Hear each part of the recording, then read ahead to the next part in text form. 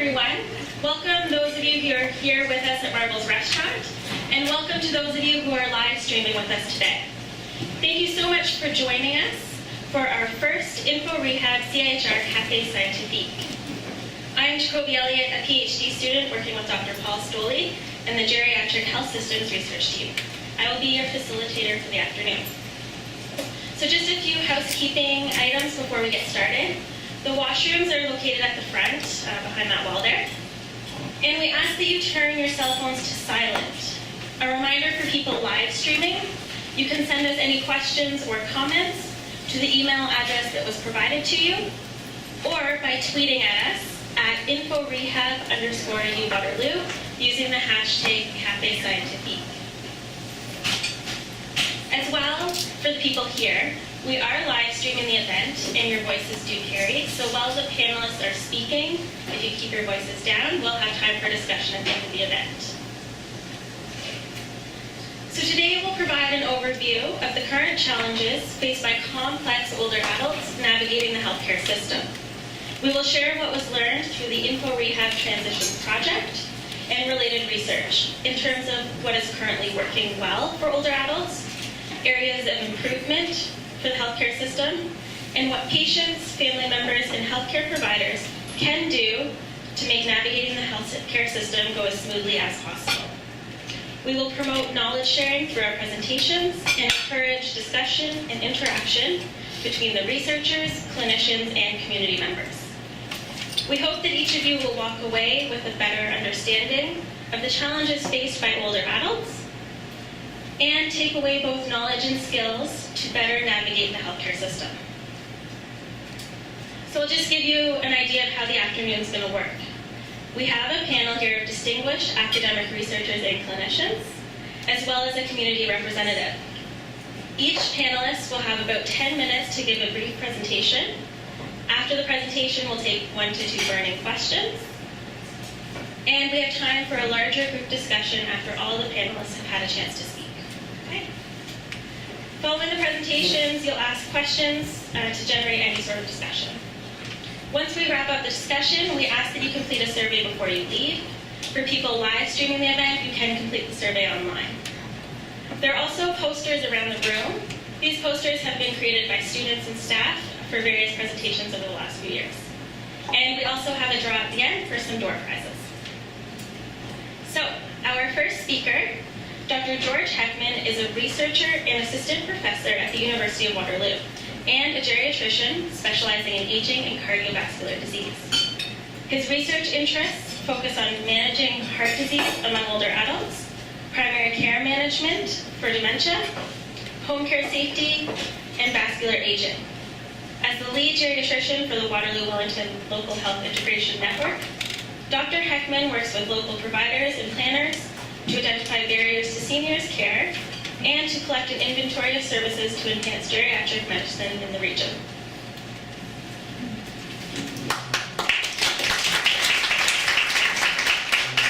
Thank you, Jacoby, and nice to see you all.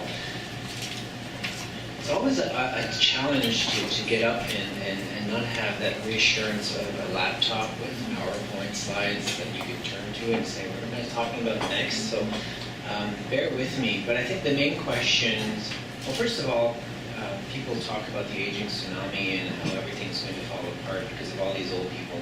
And I take objection to that. I think the fact that we have an aging population is a testament to the fact that we live in a very wealthy country with a lot of services, high education, lots of good food. We're in southwestern Ontario, the breadbasket of Canada. We're very lucky, and we do have a very good healthcare system, and really that's why people are aging. This is a thing to celebrate. It's a success, but it comes with its own challenges. And I think if we step back to when the Canadian healthcare system, its modern incarnation, was developed, we did not have an aging tsunami, so-called tsunami. We did not have chronic disease.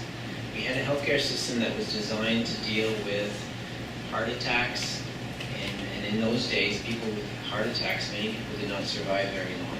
I studied heart failure, and mortality rates in 1970 were about 80% at 5 years. very few people survive their heart disease to any significant degree. And heart disease is interesting because a lot of the treatments that were developed in the 70s, 80s, 90s, and even the last 20 years have turned what is essentially a lethal disorder into a disorder that people will live with for a very long time. High blood pressure. People would die from that. It wasn't until the 1980s and 90s that we decided that's something we should treat. And since we've been treating high blood pressure, we have fewer strokes, fewer heart attacks, and people are living longer. In fact, when I trained, I was still told that you decide to treat blood pressure in an older person by adding a 100 to their age. So if they're 80 years old and then a blood pressure of 180, that's okay. Thank God it's changed. So, but basically we've done a lot of things in healthcare and the science of healthcare and the people who are trained to deliver healthcare, all of them, not just the docs or the nurses, but everyone. And that's why people live very well now with these chronic illnesses from which they used to die. Heart disease is now a chronic illness, AIDS is a chronic illness, cancers are a chronic illness. People live a long time with these diseases. And what does that mean? Chronic basically means you're not going to cure it. You're going to live with it for the rest of your life. And you're going to live a very long time. And so the idea of a chronic illness imposes certain requirements to how we design a healthcare system. And when we look at the way the healthcare system was designed, it was designed for an acute illness, an appendicitis, a stroke, a heart attack, pneumonia. You get sick, you seek help, you get treated, you live or you die, and that's it. But now, you basically have people surviving a very long time with chronic illnesses. And what's happened is as they live longer, they start to accumulate baggage. Not necessarily souvenirs in a good way, but wear and tear. The older you get, the more chronic illnesses you have. If you look at Canadians right now, you have 80-year-olds, 40% of them have 3 or more chronic illnesses. That starts to add up. Disabilities. We accumulate disabilities as we get older. We may have strokes. We have visual impairment. We need glasses. We lose our hearing. We develop more disabilities as we get older, and that adds up with the number of chronic illnesses that we've got. So here we have older people who are surviving longer, but they have more chronic illnesses, they have more disabilities, and then as they get older, we are getting near the end of what biology's given us. So we're developing things that come with age. Some of them, again, are lifestyle related, but some of them, our brains are wearing out. I hit 25 years, I was 25 years old 25 years ago almost, and since then my brain cells have been dying, and once you hit 25, it's downhill from now. And we're all going to get certain age-related things. Add that to the disabilities, add that to the chronic illnesses, and you start to see a senior, some seniors, not all, who are getting pretty complicated in terms of their health challenges. And those are the folks that, as healthcare providers, we are seeing a lot. And again, the healthcare system, the way that it was designed is to facilitate access to acute care. So we see a lot of old, complex seniors coming back to the emergency rooms. And that's where the healthcare system has to change. And you're going to hear a lot about integration, and we'll talk a little bit about some of the work we did in our area in terms of integration and exactly what that means. So if you have a chronic illness, you basically don't want to have to go to the emerge every time something happens. Right? You want to access primary care. But you may require community support services at some point, Meals on Wheels or some exercise. You may require some home care. You may have pain. You may need another pain provider. You may have different specialists involved, so you want to go to these specialists. And the more cooks we add to this kitchen, the more things need to work out in a harmonized way, otherwise trouble happens. I can give you a good example, again from my work in heart disease. People with heart failure are very fragile. We don't want to give them anti-inflammatory drugs because then their kidneys start to accumulate fluid and the fluid builds up in their chest and then they can't breathe and they go to the hospital. A very simple example, you see your orthopedic surgeon for your arthritis who prescribes an anti-inflammatory drug. Your cardiologist stops the anti-inflammatory drug.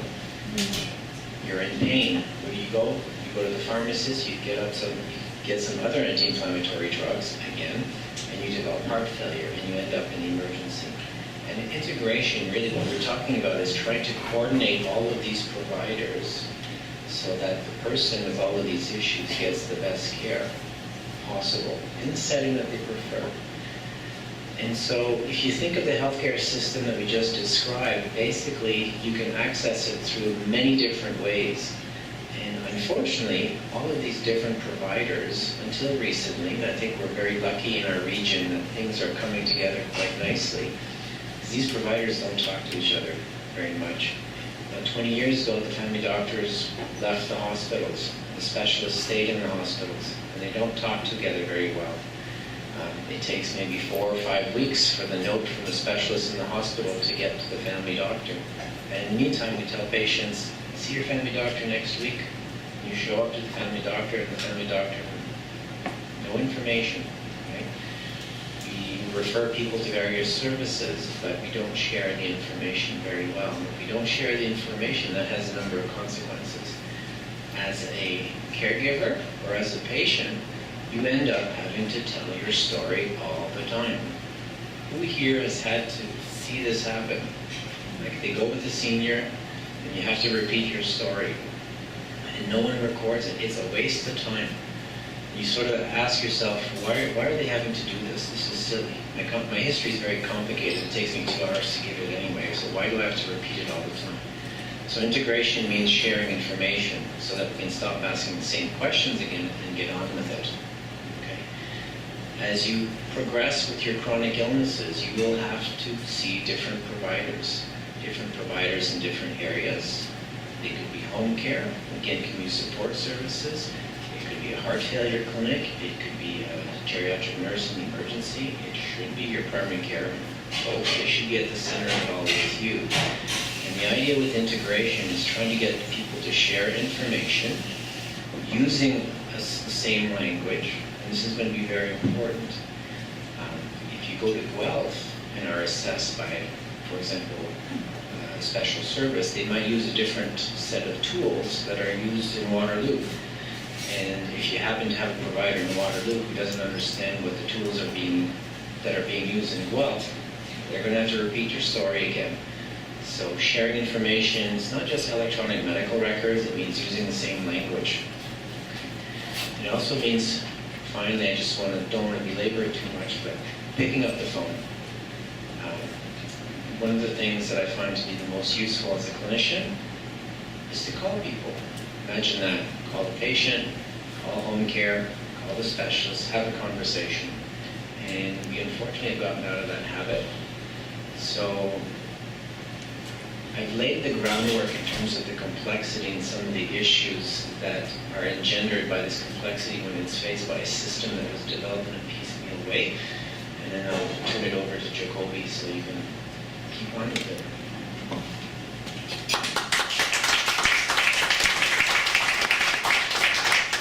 Thank you. Does anyone have 1 or 2 burning questions right now before we move on to the next speaker?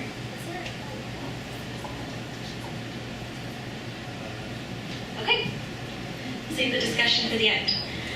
Our second speaker is Dr. Vernie Foskart, who holds an assistant clinical professor position with the School of Nursing at McMaster University and an adjunct assistant professor position at the School of Public Health and Health Systems at the University of Waterloo. Her extensive nursing experience includes working as a clinician, nurse educator, manager, and researcher in an international setting. Her research interests focus on evidence-based care in gerontology and best practices in research methods for older adults for the development of gerontological education for nurses and other healthcare professionals.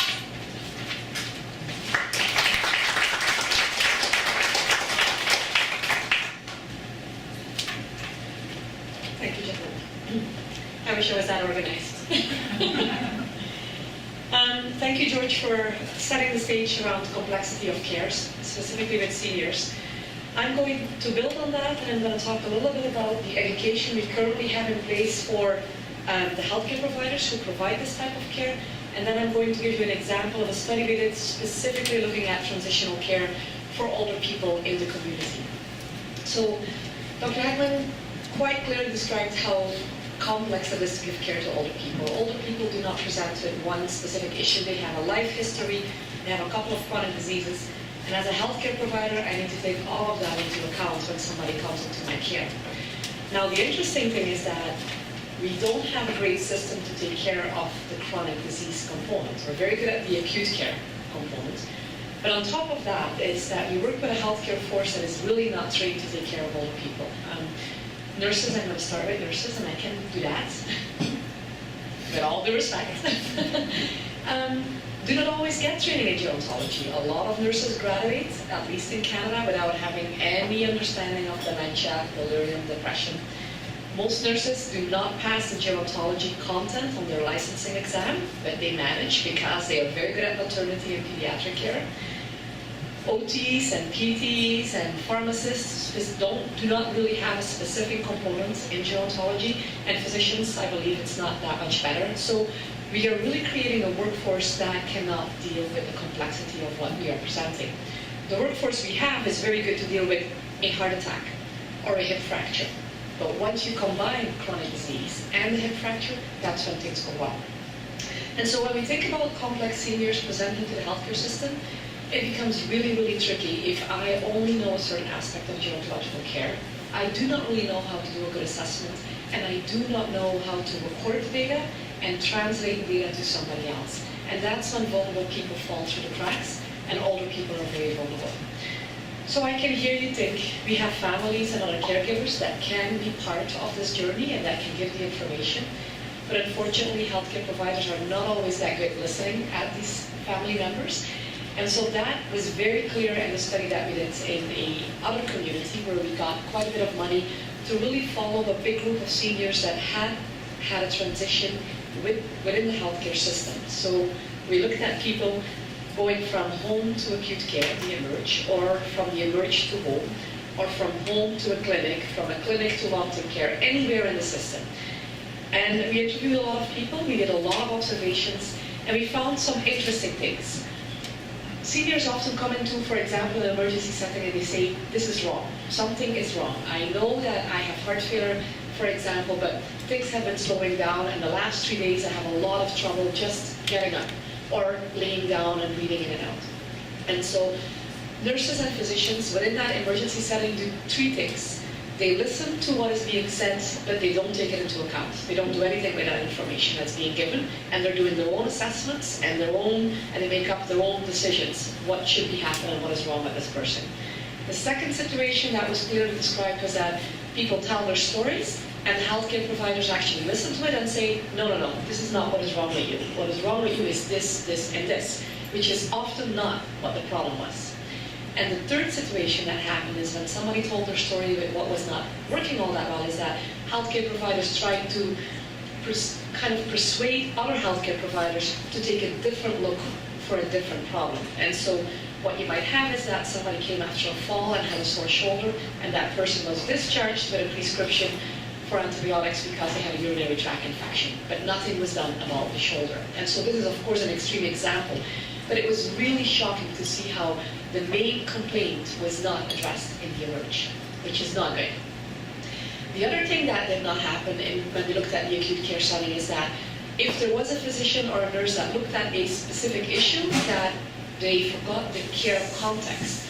If somebody is struggling at home and you're going to send them back home and they can't drive and they have an 85-year-old partner taking care of them, that is not a good idea. But that's not how we have built our system. Our system is built on the acute care issue. And so when we dealt with that, then that person should be fine. Nevertheless, that person wasn't fine at all. They came back the next day because they could not handle the situation at home. So we really looked at specific tasks in isolation of each other. And then the third component, which Dr. Hagman described, is that there really wasn't any information that transferred from one person to another. Several reasons for that. One of the main reasons was everybody used a different chart and a different system with a different password to get into. And therefore, it was impossible for me to look at a file of a family physician. The family physician could not look into the ER file, and so on and so on. Really, in this day and age when everybody can be electronic, I always like to say we can fly to Mars and have like a car driving around, but we cannot create one electronic system in which we would have one health record in which I could have access and you would have access and every person would look at their own data. And so that was a major burden in the system. So the first phase of the study was to gather all these stories. There was a lot of really sad stories. Stories about a person who wanted to have those pressure stockings, needed those stockings but couldn't do it herself because she had arthritis in her hands, had to call CCAC. They couldn't really dispatch somebody for only 5 minutes a day, so they paid the cleaning lady to do that service for them. But they couldn't tell somebody in the support in CCAC about that because then some of the other services would not be there. Really silly examples where we're not promoting aging at home at all. So we're now in phase 2 of this study, where we're trying to build networks and linkages to share information and to really see where we have some strengths and where can we build on that. We've also designed an electronic record system in which the senior and the family themselves have access to that. We're piloting it to see if that really will change the care. So stay tuned, there's more information to come, but we have a lot of work to be done. Thank you.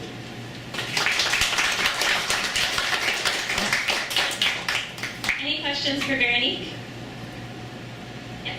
What's the status of the e-health in Ontario now? Who wants to tackle that? Oh, is that too tough? I would probably not be the best person to talk about that. George will speak to you on perspective. Very difficult. I can talk about local initiatives in southwestern Ontario. So we're very lucky that we have something called Clinical Connect, which I think came out of Hamilton, but essentially if you sign up to Clinical Connect, records will go to this central server and anyone could access them. So if I see a neurologist in Hamilton, but I live here, my family doctor can access all the test results. And the ultimate goal is to get the x-rays, not just the reports, but the pictures and home care information starting to come on board for that. So I think we are further ahead in our region than others, and it is starting to come together. But I mean, integration is a very interesting challenge. You're talking about herding cats the size of Titanics. No, Titanic's not a good example. Let's say the Queen Mary. It is an awful lot of work because this is a system that was designed 60 years ago when we're trying to get people to now start thinking in the same direction, changing the way they operate. And we have a system where all of these different electronic records are in existence. I go to 2 clinics, one uses Macs, one uses Windows. I can never remember where I'm at. I mean, it is a huge challenge. We're in a prime location here where you've got a lot of digital brain power. Why could not a committee be formed in that field, computer field, programming, have a recommendation of some kind of common file program that might be ideal for healthcare? Have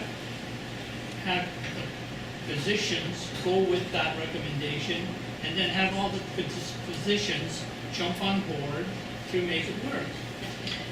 Good example, and you can maybe chime in on Belgium, is essentially one system was mandated. In Ontario and the rest of Canada, this has not been the way things have been operating.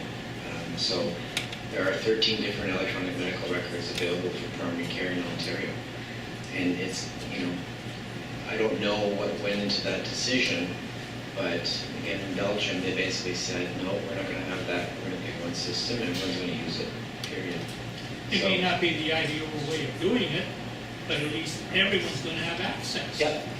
Yeah. So it really must be from a direction from And it's above. really been fun. And the system lives in primary care, not in the acute care setting.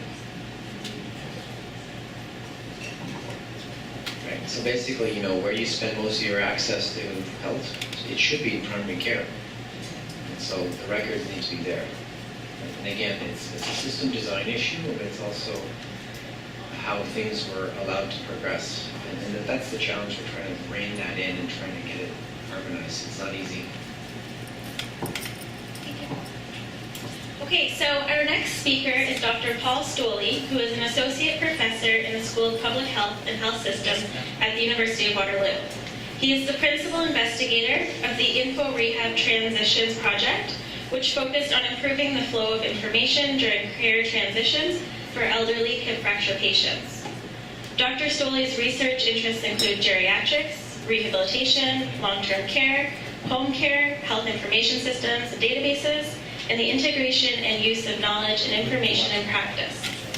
Dr. Stoley is actively involved in research on how knowledge is translated into practice and policy, and the meaningful engagement of stakeholders in all stages of the research process.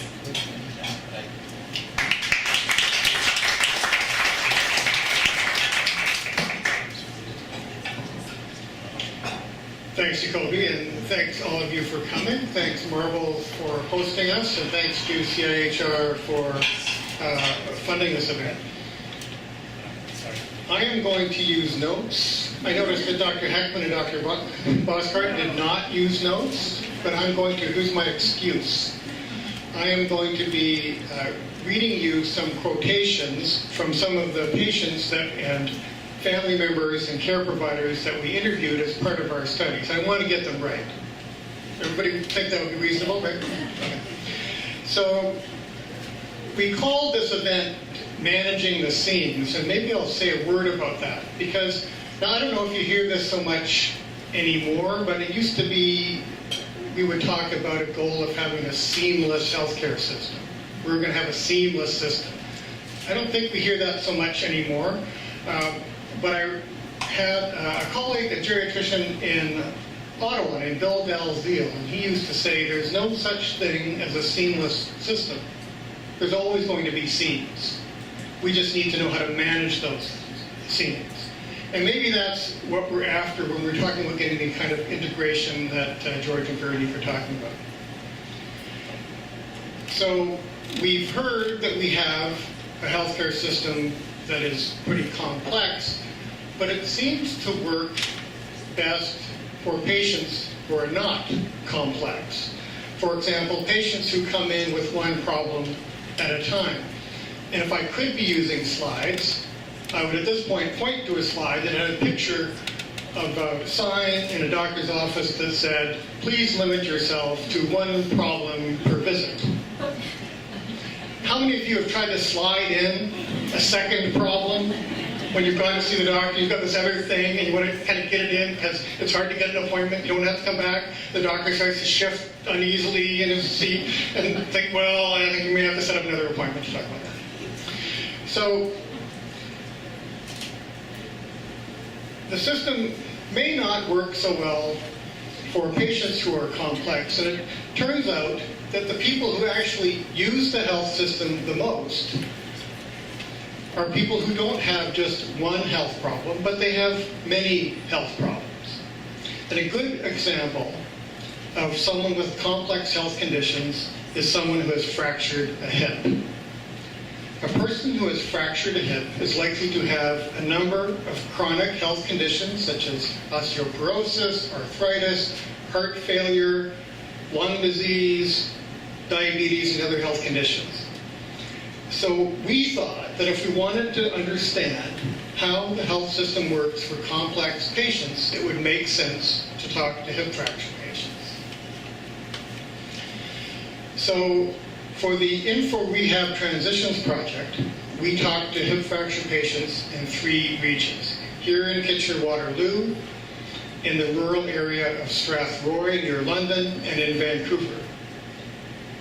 We first talked to them in the acute care hospital after their surgery, and then we followed them wherever they went through their care transitions, to a rehab hospital, to home care, to a long-term care home, to their own home, to wherever they went. We talked to a total of 23 hip fracture patients at each care transition, and we also talked to their family members and to healthcare providers, again, at each transition point. So in total, we talked to 134 people and had 171 interviews. And that was just for the InfoRehab Transitions project. For some of our other work and consultations, we've talked to hundreds of other patients, healthcare providers, and family members.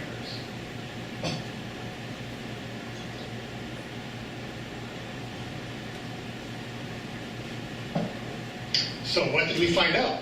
I left a little pause there. So I'd like to highlight a few of those things that we learned, particularly those that were relevant for patients and families. Now, to help us remember and to help you keep track how much longer you're going to have to listen to me, I'll give you this little phrase. I've got a C and 3 Bs. C, 3 Bs. Not exactly Goldilocks and the 3 bears, but as best I could do. So the C is complexity. The 3 Bs are being engaged, being prepared, and being realistic. So first, complexity. So we figured out that the care of complex patients is complex. And this is what we've learned. Thank you, CIHR, for the funding. So given that it's complex, it's hard to predict what's going to happen.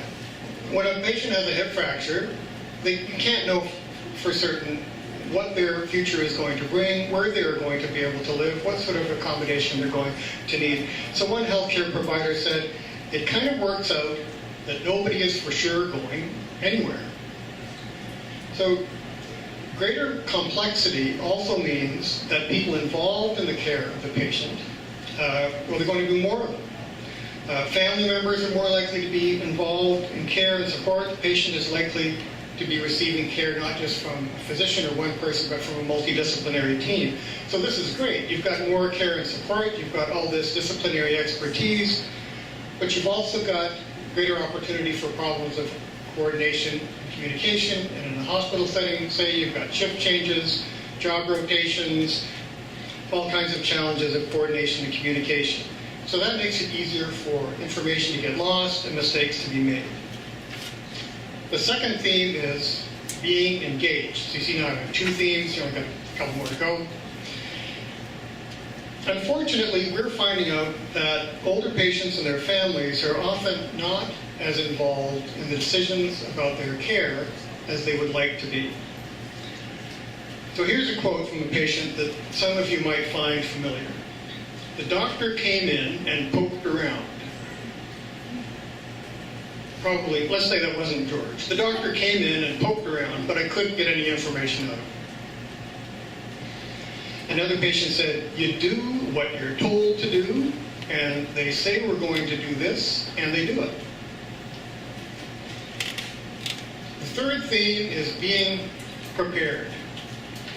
When patients and families weren't involved in their care in a meaningful way, they were often not prepared for what happened next. The patient said, they gave me a slip yesterday saying you're going to be discharged on such and so date. That's it, you know, the hell with you, whether you want to or not, or whether you feel you're okay. Was that you? No, you. A healthcare provider said, I know we've had people fall through the cracks, kind of waiting to see what do I do now? I'm home and I have all these medications. I'm starting to have problems with them. Who do I go to? One family member said they hadn't heard that their mother had been sent home. We hadn't even heard that she'd been moved. Actually, not home, discharged somewhere else. We hadn't even heard that she'd been moved. We had no idea that she was being transferred. So the fourth theme, being realistic. A word of advice.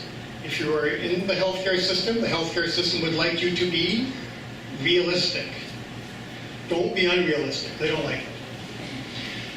So sometimes we heard that when patients and families were given choices, say about where they would be able to live after discharge, there weren't necessarily real or meaningful choices because of the limited range of options and services available.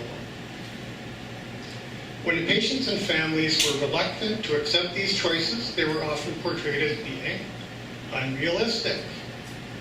For example, a healthcare provider said, sometimes we do have families who may not be realistic about their loved one's abilities or expectations of care or what we can provide for them. The healthcare system likes to see itself as patient-centered, but often that means we can be patient-centered as long as the patient is willing to accept the choice we are willing to offer them. So these quotes describe stories in which the patient and his or her family is out of the loop in the decision-making process about their health care, and where healthcare decisions are being made because of the needs of the system and not the needs of the patient. So that's my C and 3 Bs now. So you're almost done.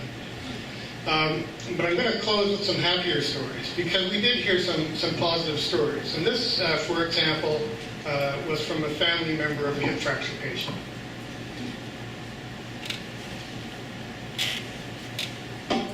I recall the nurses were very good.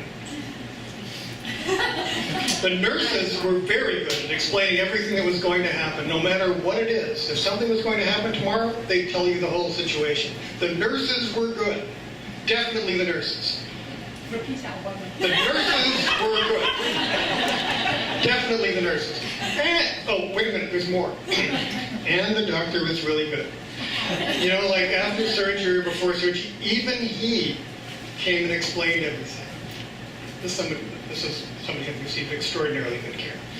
And in this case, when it was time for the patient to be discharged, the patient said, I was quite ready to come. Like I was prepared to come because I didn't see anything further really happening for my benefit at the hospital that couldn't already happen at home. So I was ready to move, and when the decision was made to leave, I thought, okay, fine, have another sleep, get up in the morning, have breakfast, go for a walk, and go home. And we've heard stories of healthcare providers going above and beyond. And I think it was a bit of a theme that when things worked really well, it was because healthcare providers went above and beyond. They did more than was expected of them.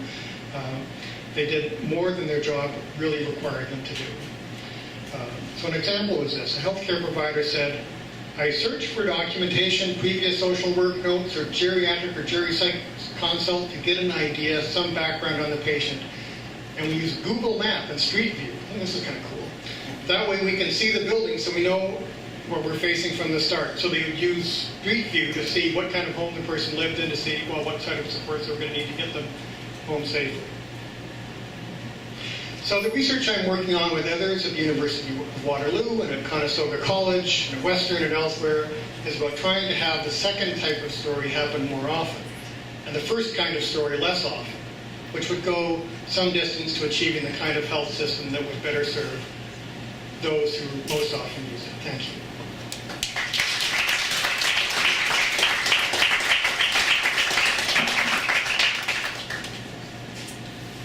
Any questions for Dr. Stoley? Okay.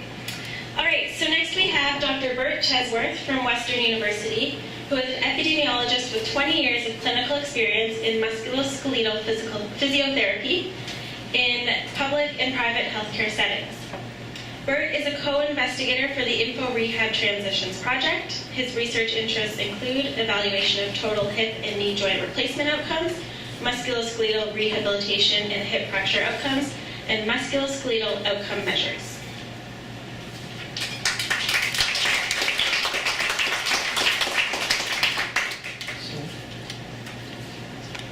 Okay. She said, talk loudly so the live stream people can hear. I have props.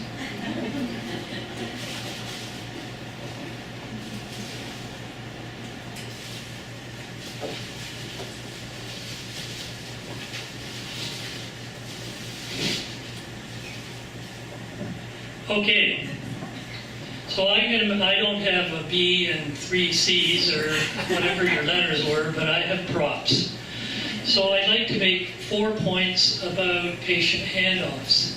What is a patient handoff, you say? Well, amongst all this discussion about transitions and patients moving from one care setting to the next, there's always a constant with every transition and every transfer from one care setting to the next, and that's a handoff of health information between healthcare providers. So my prop for the first point is a baton. Just like a baton is passed from one runner to the next runner in a relay, the patient and patient information is passed from a clinician in one healthcare setting to a clinician in another setting.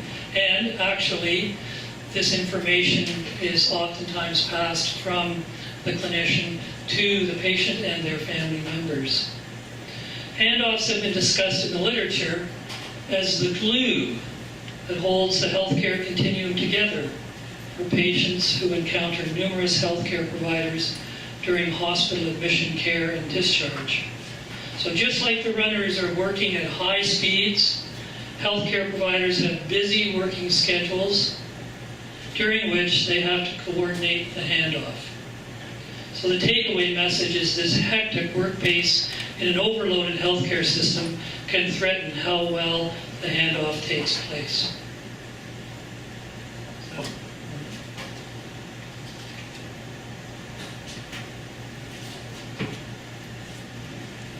What is this? It's a crutch. My prop for the second point is crutches.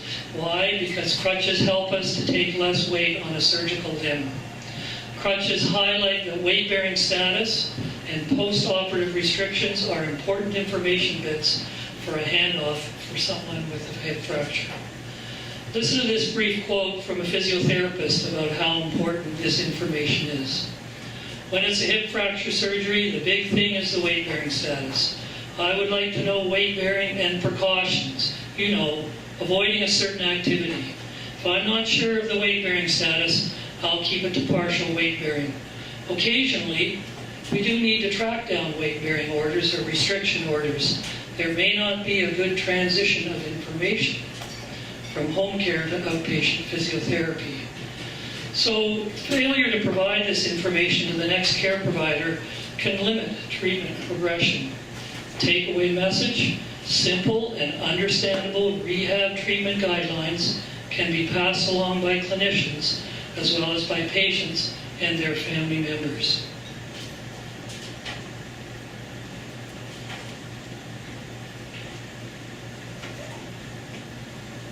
What is this?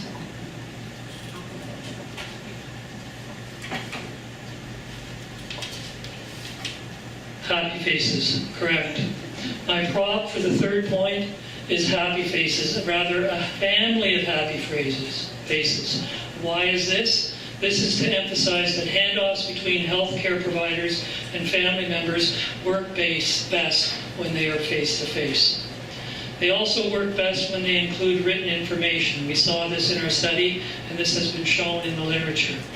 We also found that handoffs didn't work as well when different family members were involved in planning discussions with healthcare providers. Listen to this quote from a family member who was helping her mother to transition to long-term care. I wasn't there at the family meeting, so I didn't realize my mom needed to have a walker and a wheelchair, and that she couldn't come to long-term care before she got it. I knew she needed them, but I didn't realize that it has to be in the long-term care home before she could be admitted. That was the confusion. So handoffs with family members work best when they are face-to-face, involve the same family members who are working with the healthcare providers, and when they include written information. Our research showed face-to-face meetings with healthcare professionals will challenge family members with other 9-to-5 responsibilities. It also showed if 2 or more family members are involved in the handoff, communication is especially important between the family members. Finally, it showed written information should include weight-bearing status, post-operative restrictions, and post-operative exercises. Takeaway message: family members can play a significant role in communicating this handoff information with healthcare providers.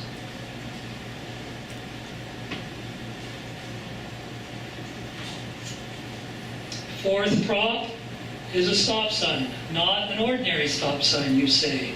Well, this is to emphasize it was clear from our research that in most circumstances, the discharge clinician has no further clinical accountability. I repeat, the discharging clinician has no further clinical accountability once the handoff has been made. The exception to this is the orthopedic surgeon who follows people with a fracture for a year, and of course the family physician if the physician's been notified about the admission for a hip fracture. So to say again, the discharging clinician discharges the patient from that care setting A, and therefore is no longer accountable for that patient once that patient has moved to care setting B. Stopping any ongoing accountability after the patient transitions to the next care setting also means the provider is not going to have to fit that patient into their busy day schedule anymore, which makes room for the next patient admitted to their care. The takeaway message for patients and family members: the importance of having questions answered and clarifications explained by the discharging therapist is paramount, as that person will be more familiar with the patient and his or her needs just prior to the transfer of care. Thank you.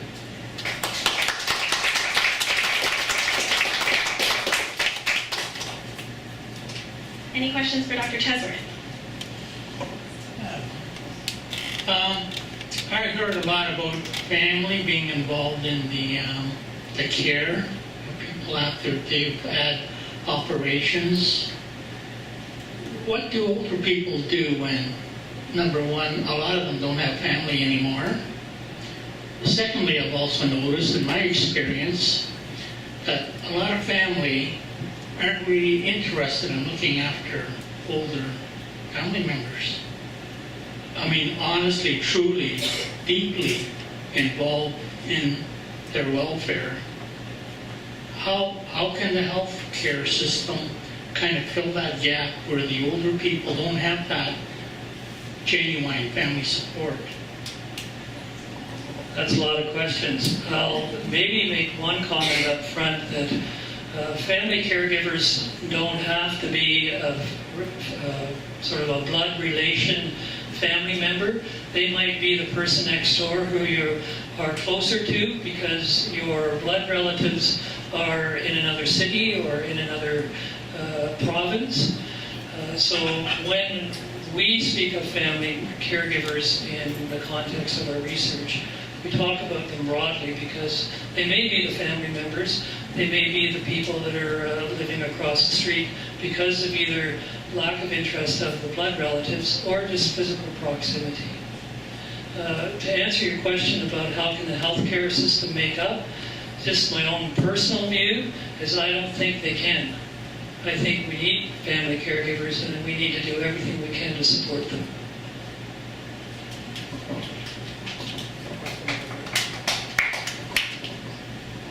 I think my comment was sort of along the same lines, is that social structures have changed, and we do find, I'm a family physician, and I find patients that don't have family members close by. They just may be very far away. Or again, if they do have family members, they've got other commitments, so it's not always that they're not even just interested, it's just they have so much to deal with, and that there's stress on every person in the family. So it's something to look at the social structure. How do we provide more support for that? And that's a much bigger change, I think.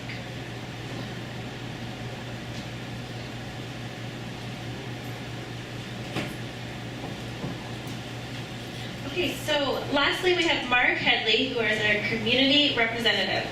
Mark uses her experience as a health professional, educator, and researcher to understand the complex health system and advocate for better care for frail older adults.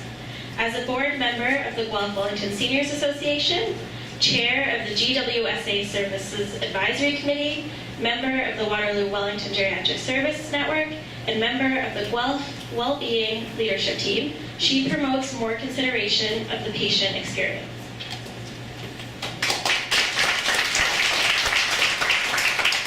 Thanks, Jacoby, and thanks for inviting me to speak here. And I would like to congratulate all the researchers who have spoken so far, because what you're finding out in your research is what I'm hearing every day from friends and colleagues of what they're going through. And we need this information documented because we provide evidence-based care now, and so now you have the evidence. Hopefully we can move forward on a truly patient-centered care. And I wasn't a nurse or a doctor. I was a dietitian, so we have another one to add to physiotherapy and nurses and doctors. And I'm really glad I learned how to eat well, because I'm going to have to stay well a little bit longer. I've taken up this advocacy role because I want the system to be better when I really need it. And so this is why I'm trying to roll out better service for all of us. It was very interesting that we heard that the transitioning and moving from transfer from one area to another makes you feel is like a baton and passing the baton. And I guess when I heard that analogy, I thought of the person who dropped the baton and almost missed being part of finishing the race because he didn't transfer properly. And it kind of made me think of being that baton, and I didn't want to be dropped. So thanks for the analogy. It was great. There's sort of three areas that I've been picking up from everybody's presentation. One of them deals around patient-centered. George talked about complexity. And when you're dealing with complex patients, people with such complex conditions are not a single entity. They're part of a system. The question about what if you don't have family? So a patient is more than just a single person. It's the support, the personal support system that's there, and we need it. And I think one of the greatest fears I hear from volunteers at the Evergreen Center is that they'd like to build up enough friends so that they'll have someone who can help them when they need to be driven to London for an operation on their eyes, or when they need someone to come home with them in the taxi when they go for some kind of day surgery or something. I mean, that's a real challenge. Think about it. You may want to start building up your friendships right now because you're going to need them. Make your name and phone number. But we call them caregivers, and they really are. But in fact, they have to be included in the healthcare. They need to have enough involvement that they know what their role is. So when we talk about patient-centered care, we're talking more than one individual. And I think it's really important to know that.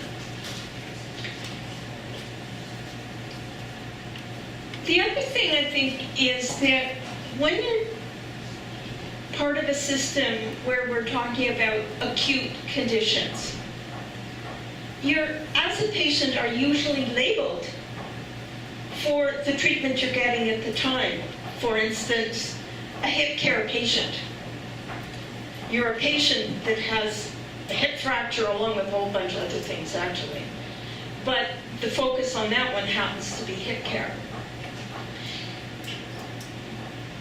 But when we look at any acute condition, you have to look further to find out what are those other situations that have to be considered in that follow-up treatment when you get transferred from one place to another, especially when you're moving into a more independent situation. So once again, it should be full patient-centered rather than just the single condition. And that's where the integration that George mentioned is just absolutely so key. And I've seen people, well, we had a member of our diabetes support group who stopped attending when he had renal failure and his diet was so totally changed, he figured that the rest of the people in the group couldn't relate to it. The second two areas relate to information, and I've divided them into two groups because I think one very important part of the treatment aspect, information, is the information between the service providers. And I think this has been really well highlighted. I really look forward to a system that makes it work. In fact, I even have a slight hope that it might when I sit in my the office of, I guess it was my nurse educator I was having an appointment with, and she had full access to all my file and my tests, and I thought, wow, I can hardly wait for this to happen on a larger scale, and they can connect with hospitals and things. So I do have a glimmer of hope. They started using computers in dietetics the year I graduated in 1964. It took a while, but now, now computers are really, really working. And I do have an iPad, but my phone's kind of dumb, not smart yet. So the information sharing is going to be important. And I think that should be a really high priority. But my role in the profession was actually mostly around communication, nutrition education and communication. And it is just so important for the patient and the person providing care for them to communicate clearly. And that means when you're communicating with the patient, you understand where they are at, and they have an understanding of what you're trying to do with and for them. And so it's absolutely critical to establish good communication. I've heard people say, well, in order for us to transfer some of this personal information from one health professional to another, we need permission. We don't want to go against the privacy of individuals. Believe me, I think most patients, if they believed and could trust that you would be using that information about you to improve on your health care, they would sign away all the authority for sharing that information. And I think it's examples of giving the story so many times and seeing nothing happen that discourages older adults from giving you the whole truth. So it's a matter of trust. And once again, that's the two-way communication. So those are my three areas: patient-centered, information sharing among service providers, and communication with the patient. And when I say communication with the patient, I'm talking about the patient unit, which includes the family caregivers. Thank you.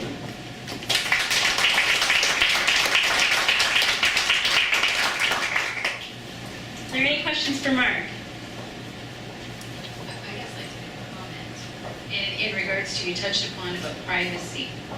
And I work at the hospital, and in the last 2 weeks, it's come up several times in different meetings where the feeling of staff almost feel paralyzed about sharing information to other providers, or even, sometimes even units, because of the privacy issues and the legislation that's there, and they're so afraid that they're going to be saying something that they shouldn't, and it's going to come back to them. I'm just going to further on that. So as a manager in a healthcare, I was questioned because one of my staff went to access information on her patient that was in a different facility that she was coming back to. So they thought it was a breach, and did I want to discipline the staff? I said, no, I do not. I think that's best practice, and that should happen. So that is an issue.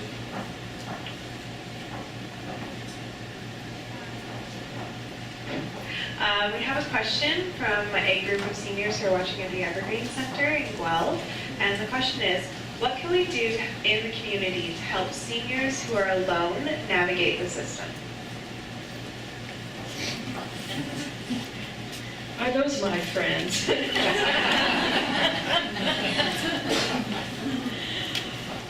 Wow. That's a really hard question to answer.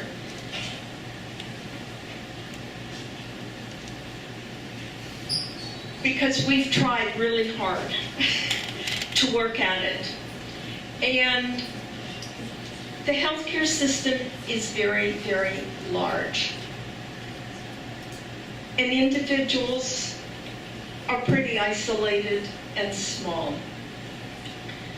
I think you have to go to somebody in the system who is close to a door to get in. They talk about every door being the right door, and someday it will be, but they're not. So you need to know somebody that can get you to the right door. GWSA has a service called Guelph Wellington Seniors Association Community Support Services. And we try to help people find those right doors. Unfortunately, we have a staff of about 2.5 full-time employees there. We have quite a few volunteers, but at this stage, we can't do it all. But there are lots of people who can help you find the door.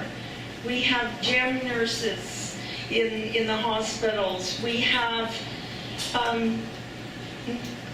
nurse clinicians in primary care.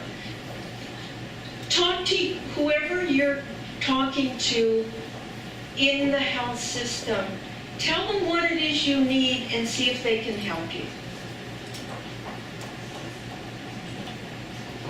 I was just going to add to that point. I'm from London, so I don't know necessarily what resources are around here, but I work for the Southwest Local Health Integration Network, and I know that we encourage clients or people seeking supports to go through our CCAC to get services. So we have a range of services, even adult day programs, for example, that offer programs during the day for seniors, just recreation and meeting people and that sort of thing. And also we have the healthline.ca, which is a great online resource where you can find different resources that can help you get the supports you need.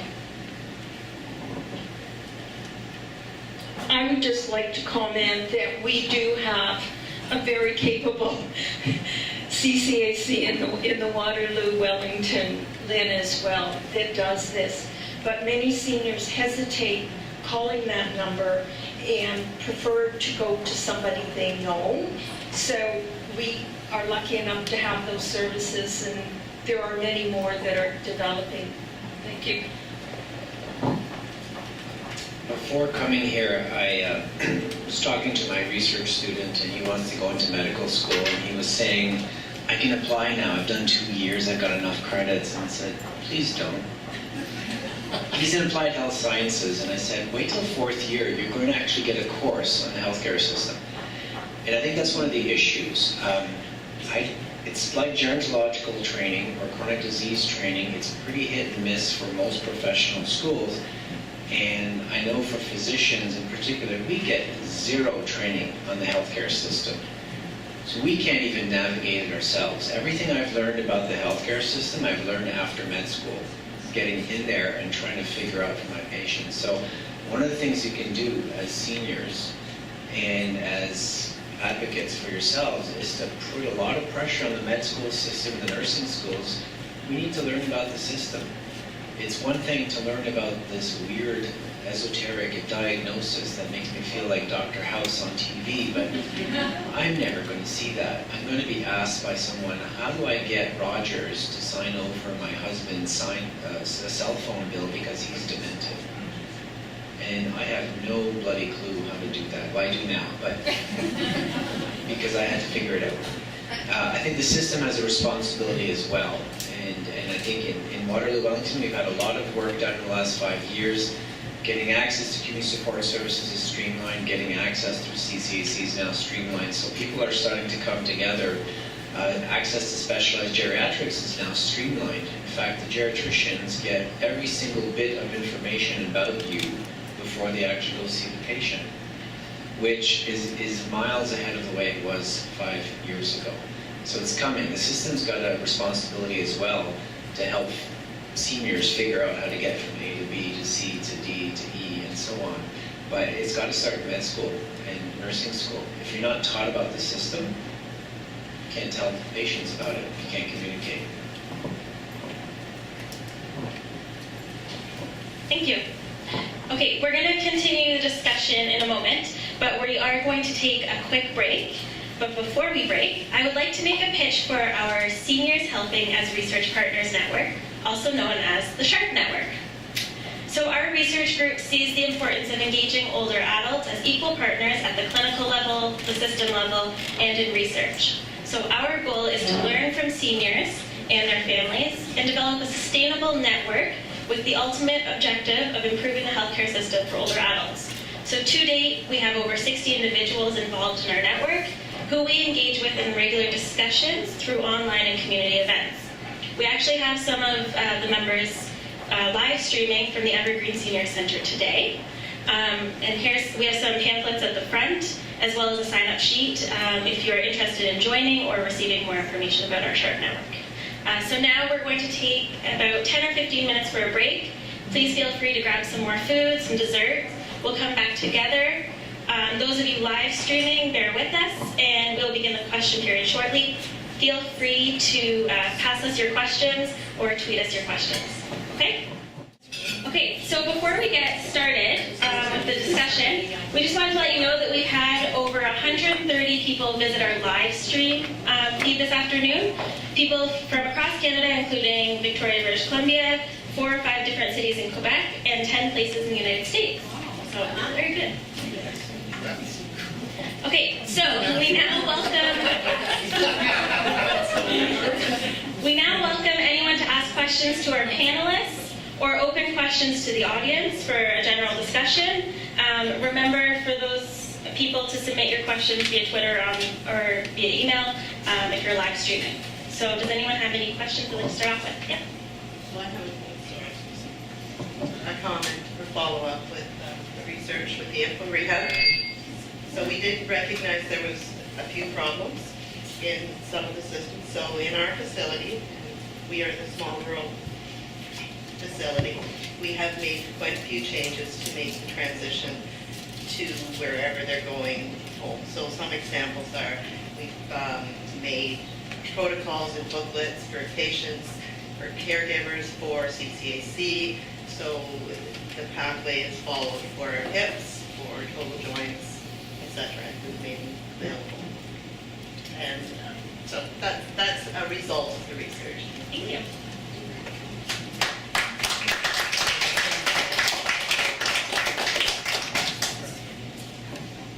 Thanks for that. Any other questions? Or comments?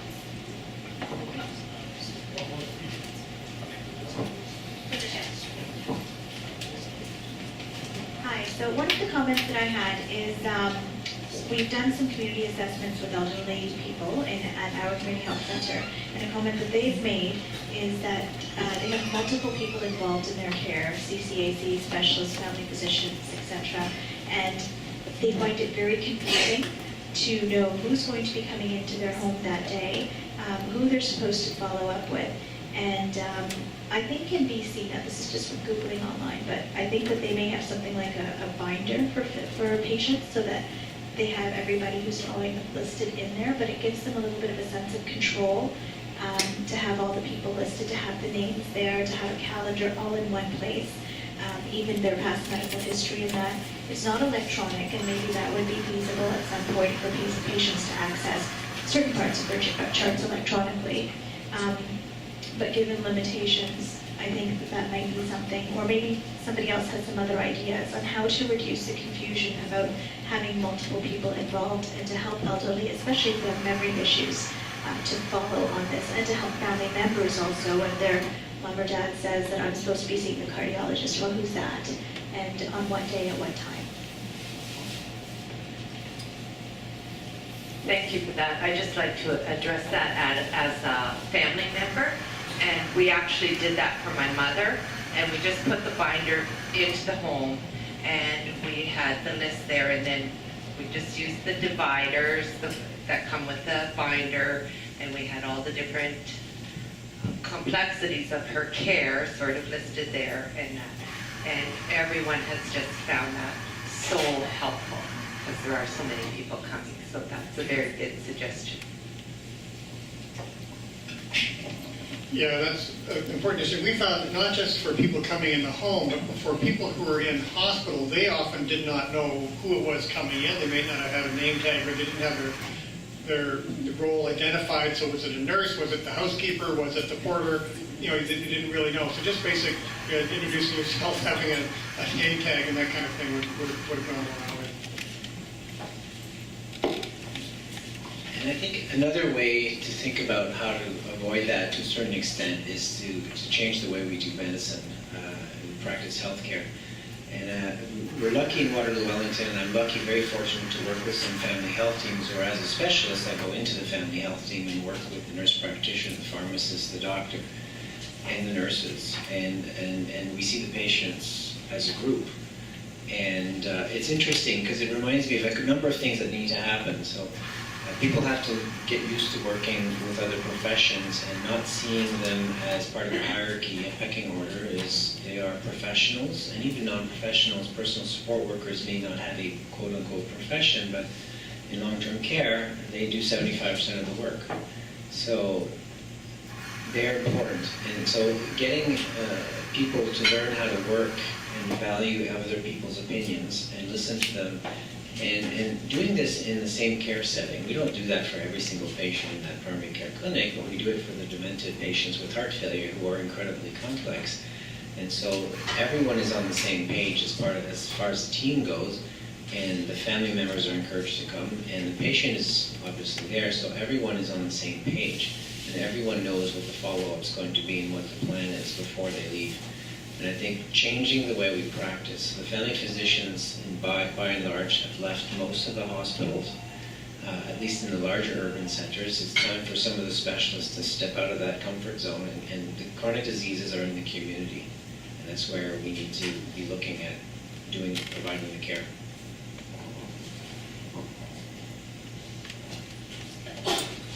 So we have another question from the Evergreen Center in Guelph. And the question is, do we need to have paid patient advocates or care managers?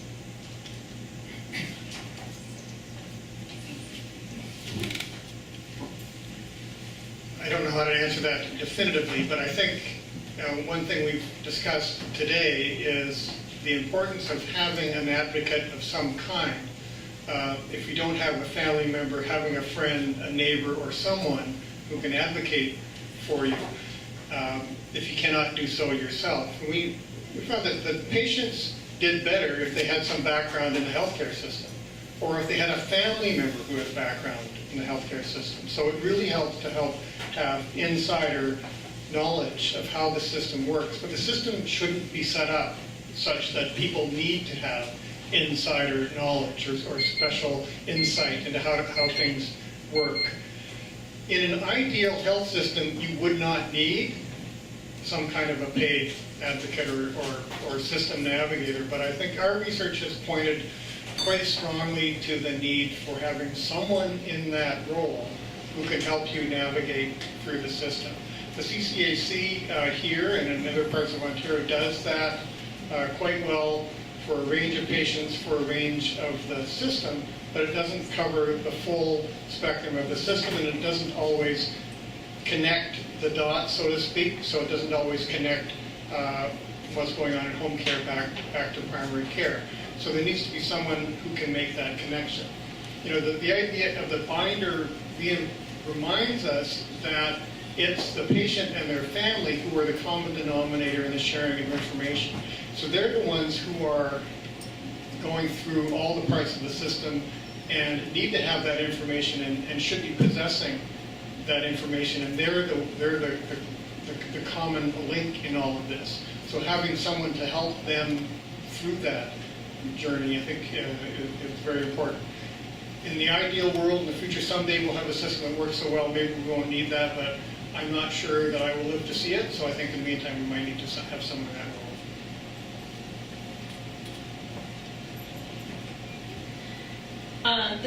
This is Marg, and I'd just like to comment there. I would agree with very much what Paul said, that there is a need for someone to provide that kind of service. But I would like to propose to you that that person should be the one who answers the phone when you phone the agency to get some service. That the very most important person in your organization is the one who answers the phone and talks to the person who calls with the problem.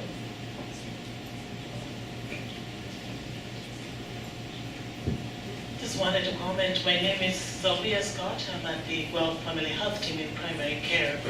In Guelph, we're really extremely lucky because we are dealing with, we have the lead on the HealthLink initiative, dealing with the most complex patients. One thing we have put in place is giving every patient that we talk to a passport that talks about what matters to me. So that's what matters to them. In that passport is got, the aim is to have one go-to person and one plan of care, regardless of where you enter the health system. I really like the comment in managing the seams as opposed to having a seamless system, because that is the reality. So that passport is aimed at managing the seams so that when a patient goes into the emergency department or their next door neighbor, they can give the passport if they choose to let them know that this is who my contact people are, this is what matters to me, here is my care needs. When they visit their physician's office, CCAC worker comes in, regardless of where they're seeking support, they choose to give that information. It's also have different leaflets that you can remove with their medications and diagnosis list. They may choose to remove that if they don't wish the other people to know about that. So that's what we have in place, with the goal that eventually that will be available somewhere on a cloud protected, so that the patient may choose to use it in an emergency situation when it is needed. Thank you. Any other questions or comments? I'm just going to add on to the health links, and I think it's something really new to the system. So with George and Dr. Stoli was talking about someone has to be an advocate to patient care. I think the health links now just, I know Guelph has had it for last year, right? So the other areas in Waterloo, Wellington have just started it. So the whole idea is supposed to have someone that belongs to the family, like whether it's family health team or CIHR, thank you, or anyone actually within the system should be able to tap into the health links to have that ability to manage the scenes. So that's the whole idea. Just want to comment on the most complex patients. It might be limited to some of the patients in the communities are intensive geriatric service worker. When you talked about someone that needs a person to quote unquote handheld them and kind of walk them through the system. So those are the seniors that taps into the emergency department, and our GEM nurses, when we created the program, is what we're finding is that baton that hand off to in the community, which was very difficult. So when we created the GEM program, and knowing fully that there's no one out there in the community to implement what our care plan that we created in the emergency department, we thought of someone like an IHR. So these are seniors that have higher needs in the community that cannot navigate the system on their own. So we do refer them to the IHR to walk them through that system. The limitation to that is that you have to tap into the into the emergency department. But now they actually have the ability to do that in the primary care. I might be, where the most complex patient can actually have an IHR. I think they link them to the memory clinic, right, George? Yeah. Okay, so that can also be one option. That Waterloo, Wellington is very fortunate to have that as an extra service. Thank you.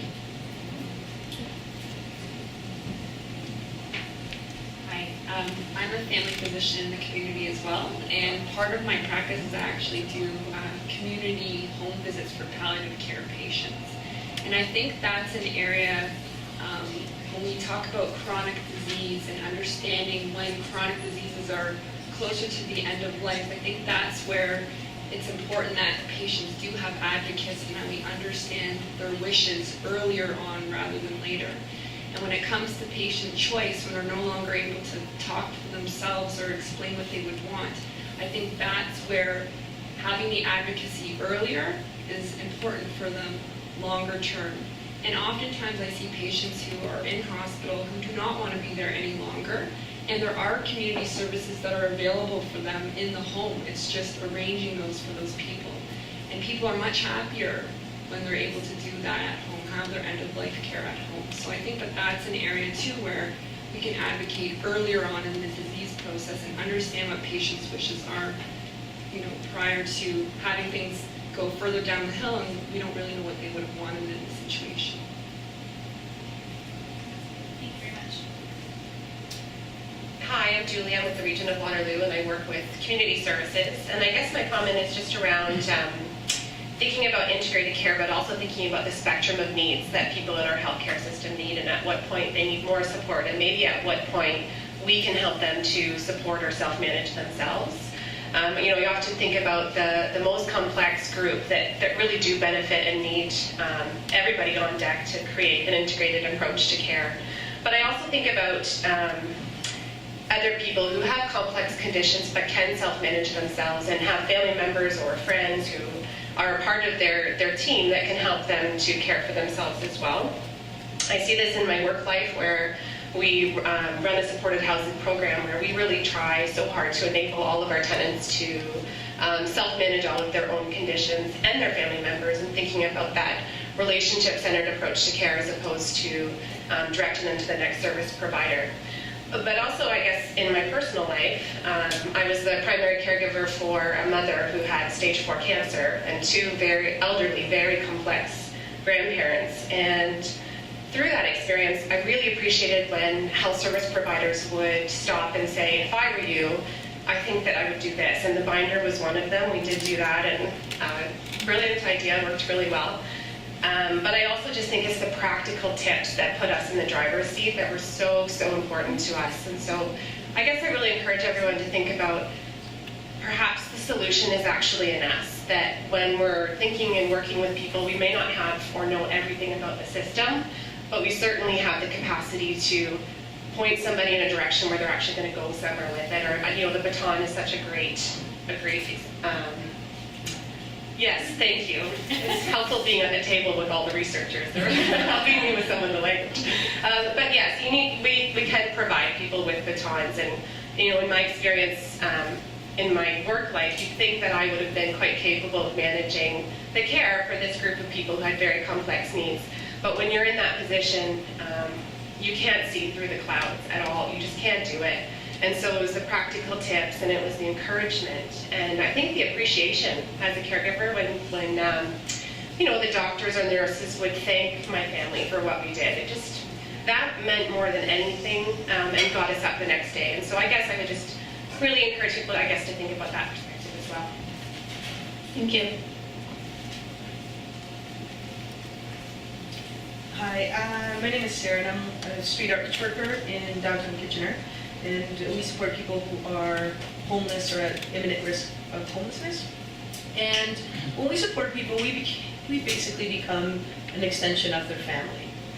And one of the difficulties that we find is we offer our information. We meet people at the hospital, we go to the hospital, we take people to emergency. And right from the emergency room, right from triage, we are connected with them. We are the ones that bring them in.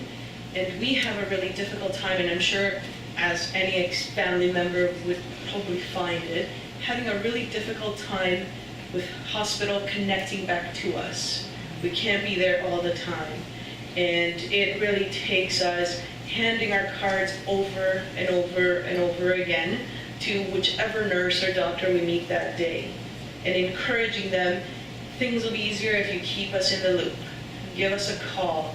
It happens more than a few times where somebody all of a sudden has taken off and we don't get a phone call for 3 or 4 hours. The last time that happened, it was a fragile older guy, 3 broken ribs. I was having a hard time breathing because he had fluid in his lungs. We didn't find out till 2.5 hours later. Couldn't find him that night. He ended up sleeping out in Waterloo Park because he didn't think he could go home.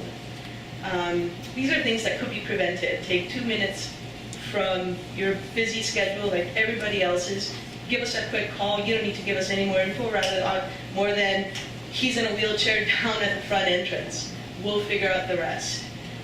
But sometimes we're finding that connection really difficult, and I'm wondering, having so many physicians and nurses in the room, what other information can we give you that would be helpful to you, so that you can trust that you can call us back and you can actually engage with us, so that connection and that relationship continues to build stronger between the family members and the supportive community out in our region, and the hospital supportive staff.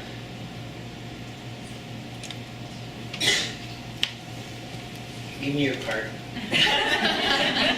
No, I'm on the medical advisory council for the 2 hospitals, so and we can invite you to the meeting to talk to the board, because that's the kind of connection that's got to happen, and it happens with you. It happens to family members, and it happens especially if you're not a blood relative. Then who are you? Well, I'm the substitute decision maker. Where's your paperwork? I don't know. It's an emergency. Well, sorry. And I had the same episode with my mother-in-law when she was dying of cancer, and I was basically saying, have you checked her serum calcium? She could be unconscious because of that, and I could get no one to listen to me. And I'm a doctor. And so this is an issue. So I'd be happy to help.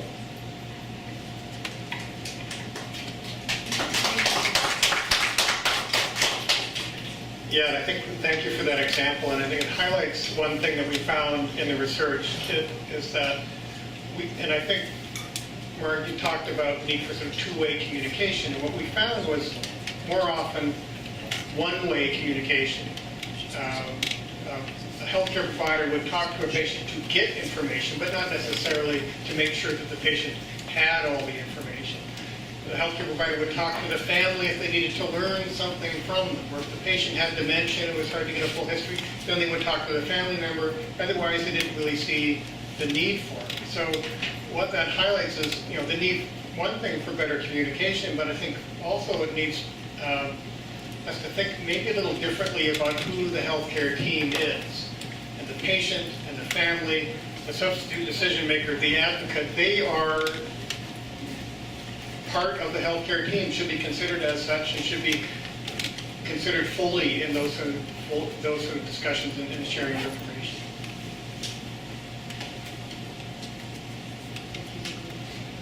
Thank you, Paul. I would like to further build on that because just in my work experience and then also as a researcher, there's a lot of the examples I think that you described and other situations that just don't make sense. Stories about older people that have to find a taxi to come to emerge, and then the taxi is gone by the time the treatment is done, and then they can't find anybody, and they can call somebody that provides transportation, but it's going to be $600 because it's Sunday morning and it's Easter. And so I've also heard stories from nurses and physicians being extremely frustrated because an older lady who could not help her husband getting in the car cannot go back into the ER and ask a nurse for help because they're not supposed to do that. And then you have the nurse saying, but I'll do it. I'll just sneak out on the back side and then I'll just help you, but don't tell anybody, and I'll go back inside. And this example, and I think the example you gave, also I think it's very important that we train that next workforce, or we stand up for things that just don't make sense. They're not logical. It's not right as a nurse to not help somebody leave the ER, and to sometimes take a stance against some of those protocols and procedures that are not logical and are in nobody's best interest, because that causes a lot of burnout with the staff. It causes a lot of frustration for people that want to help, and it's the older person that's going to suffer from that. And I think if each and one of us can take a stance against some of that, we are a little bit further ahead, because it's just sometimes ludicrous. Thank you. Next to shut up soon myself. But your idea about training is brilliant because, again, the guy that I was talking to just before coming here was telling me about his medical college admission tests, and one of the questions was not whether you should go help someone out the door if they need help, but if you were to launch a rocket towards the sun, at what angle should you launch it in order for it to hit the center of the sun? Right? That's how you get into med school.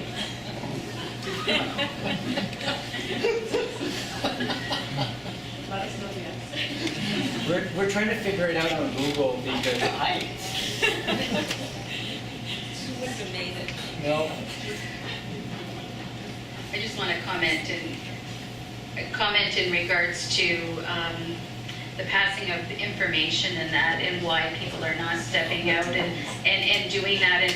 And I guess I, on a mental health unit, and get very frustrated in regards to that. And I think it's working at the whole mindset that has to change, because they're not, it's just not there. There's just not that. And I always, and maybe I shouldn't minimize it to that point, but always go back to, it just seems common sense to me that you would make that phone call to ensure that the discharge, or ensure that the information is passed on for the best outcome for the patient.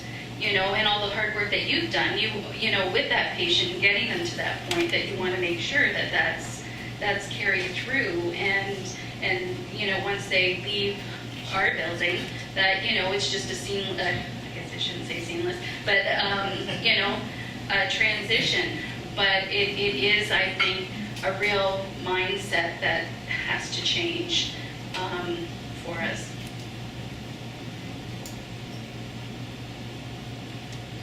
So we have a question from our Twitter feed.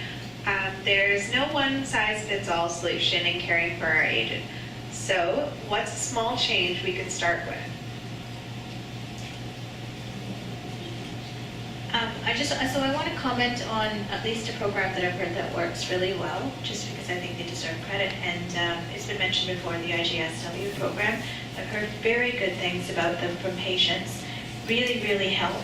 My only problem with them is that I cannot refer patients to them, and I'm in primary care, that it can only be from the emergency department. And I'm not sure how long or what the limitations are for how long they can be with the patient and when the care is transferred on. Maybe somebody else from that program could comment on it, but I've heard fabulous things about them.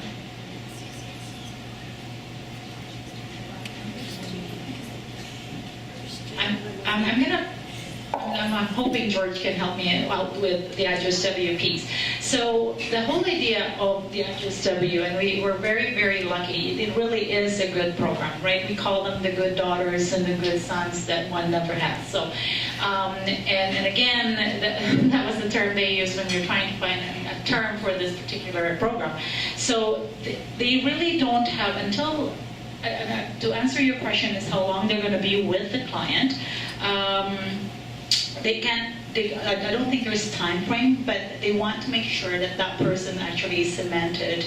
I'm not sure if the word cemented should be used, but when they're really in place in the community and they know exactly that they can self-navigate or be able to manage whatever that needs to be done. It's never going to be a closed door per se. They're always going to be there in case, because sometimes they seem to show up in the emergency department quite a few times, and then we will just want to make sure that they're still linked with the IGSW. So that's number one. The whole idea of them being referred, that you cannot, at the moment, because there's only 9 of them. So that's number one. So, and again, the primary care wasn't, when the inception of the IGSW wasn't necessarily the thought of the primary care. It's all the seniors that touch into the emergency department, that if we want them out back in the community, because they're really not ideal to be admitted in the hospital, they've been conditioned and they functional decline and the whole bit, that pre-institutionalization to long-term care. So the whole idea is to support them in the community for as long as we can. So, and with that comes with the need of geriatric assessment, because they're not assessors, they're implementers.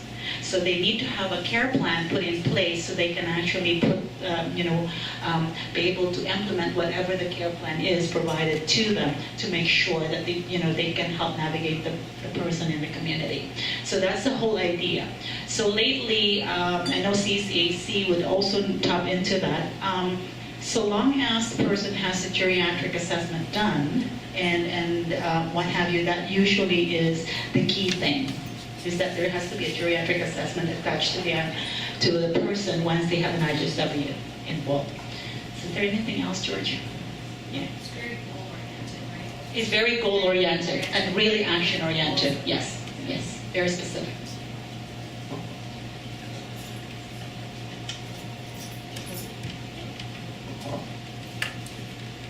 If we're thinking very concretely, what is it that we can do? I think each within our own setting, within our own practice, there's at least 4 action items that I think we can all think of. And one for me particularly, and I think for most of us, is that use your influence or your management position to make sure that the new workforce is trained to deal with what is coming. And that can happen through participation on advisory committees or influencing some of your colleges around you. I think that's a very important component. If you're in a work situation, I think continuing education is a really important component for your workforce. Good assessments, making sure that people can set priorities, that they recognize chronic disease management are very important components.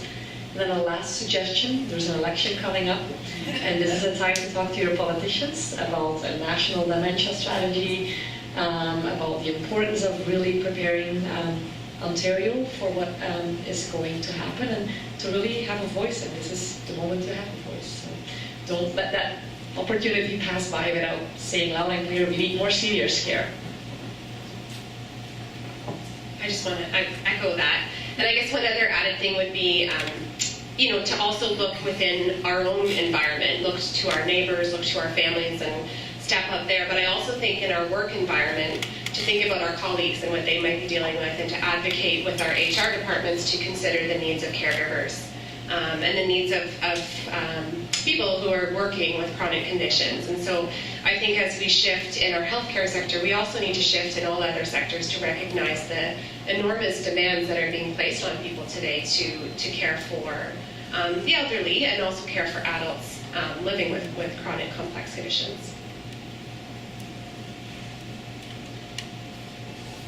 I went to a leadership course once, and it was very interesting because someone was joking about, everyone's afraid to stick out their necks. Most of the time, everyone's in the same situation, and you end up with no one sticking out their neck and floating a trial balloon. And if you do, most of the time, people will think it's great. If not, they'll cut your head off, and the next person will be able to stand on your head and reach just a little bit further than you did. So it's worth it. It's worth sticking your head out. But I think there's a common theme here, which is communication. And I think healthcare has gone into a realm where we focus on the tests. I keep getting asked, what tests do I need to determine whether or not I have a problem? Well, get a healthcare provider and talk to them. Because we have gotten away from this thing called the clinical skill, which is essentially the ability to have a conversation with someone and figure out what's bothering them. And I think, as Paul once said to one of my courses, no one comes to the physician complaining that they can't spell the word world backwards or that they have trouble drawing a cube.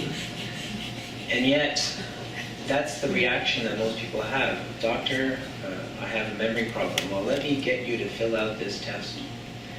And you basically, my father went through that, and given that he was a PhD in nuclear physics, the fact that he couldn't draw a cube was devastating to him. And in fact, what was the best test was when the home care nurse had a conversation with him. And in the course of the conversation, was able to find out about his goals, his wants, his needs, and we got a picture of a cognition that was more or less what the test predicted it would be. And I think we've gotten away from the conversation. We order tests, we get CAT scans, we get MRIs, we poke, we prod, and we don't talk to our patients. And that is part of the fragmentation. So. Thank you. Any other questions or comments? I was wondering if there should be a a spot in the healthcare system for information such as family, legal issues, financial issues, and mainly aimed at the people before they became unable to communicate their wishes, after they've declined to the point where they can't. People in the healthcare system could access like Pandora's box to get the information that they would need.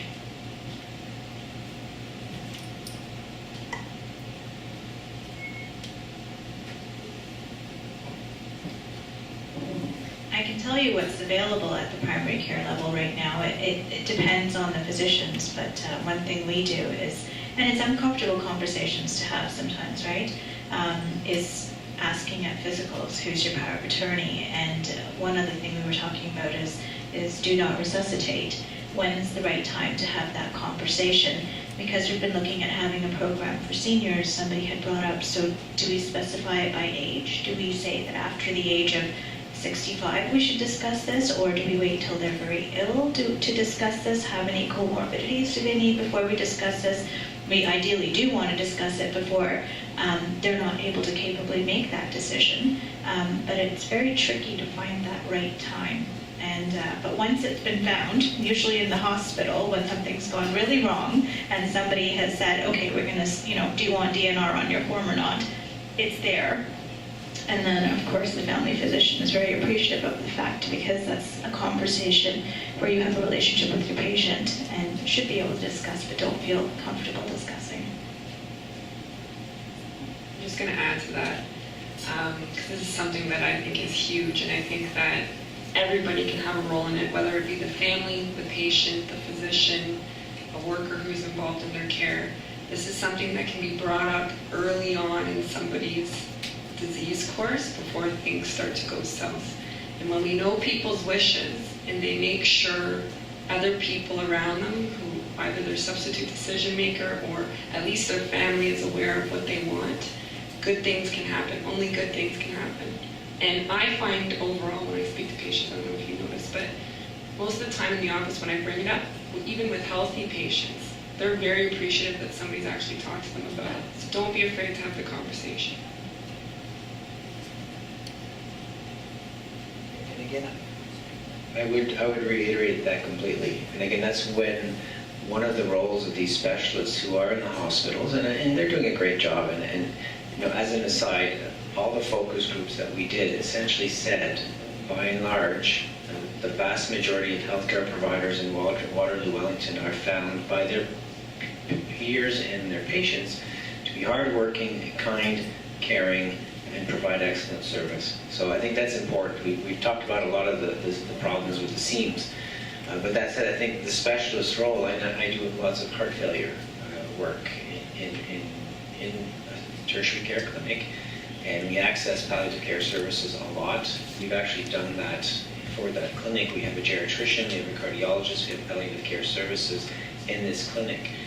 But taking that out to the primary care setting, so the specialists, we have this training, and I think our responsibility is to take it to primary care and work with primary care so we can do that continuing medical education, which is so critical. And we find that, like you said, it's a bit uncomfortable at first, but the patients are actually completely receptive to the conversation and very grateful.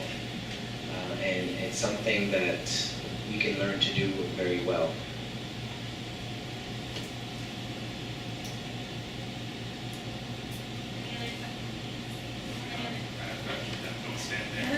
That's really bad. Any other questions or comments? Okay, well, we have one from our Twitter feed. If we could have a show of hands, someone wants to know what the ratio of provider to patient community member is of the audience today. So can you raise your hand if you're a community member attending today? 1, 2, 3, 4, 5. Thank you. What about a healthcare provider?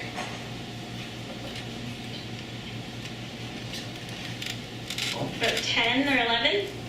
Okay. What else do we have? System level. 4 or 5. Is there anyone else that I'm missing? And then researchers. Will we be community members too? Yes. There's about 5 researchers.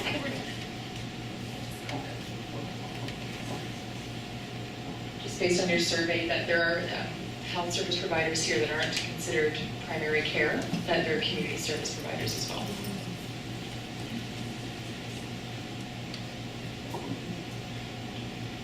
Any other questions or comments before we wrap up?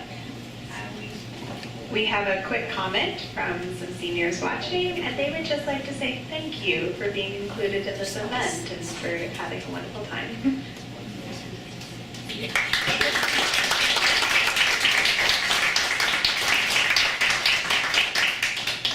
Okay, so we're just going to wrap up then. I'd like to thank everyone for a very good discussion this afternoon. And before we end, I would like to take the time to thank some very important people who made this day possible. So thank you to everyone that works here at Marbles for allowing us to host this event here.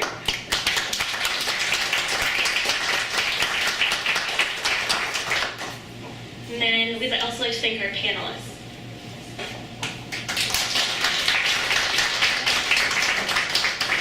Here's where I get to play game show host, and I have some lovely party gifts for our contestants on the panel. I'd like to thank all of you for taking the time to spend the afternoon with us and to share your comments. So, Dr. Chesworth.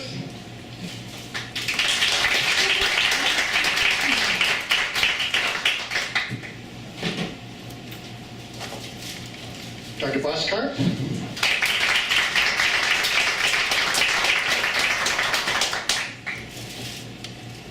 Dr. Heckman.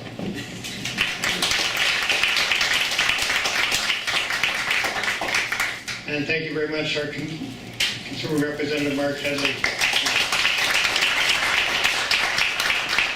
And that's all I was supposed to do, but I'd also like to thank Jacoby Elliott for doing such a great job of hosting this.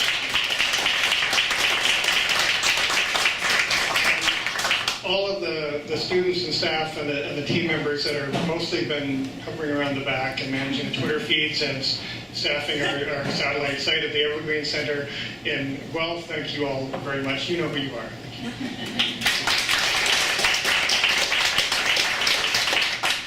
So that was my next comment. Thank you to the Geriatric Health Systems research team, in particular our co-op student Claire, who worked very hard to plan today's event. And lastly, thank you to everyone attending, both here in person and on the live stream. We do have some door prizes. If I can get Barb to help me.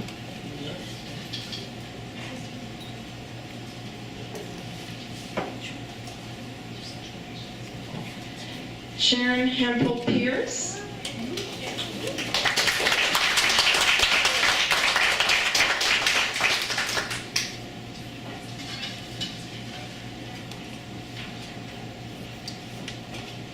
Deanne Gillies.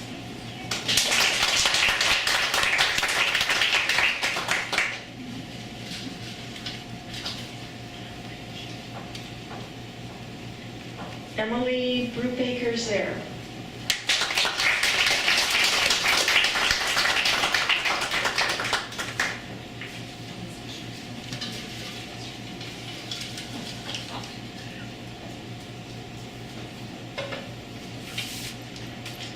Sylvia Scott.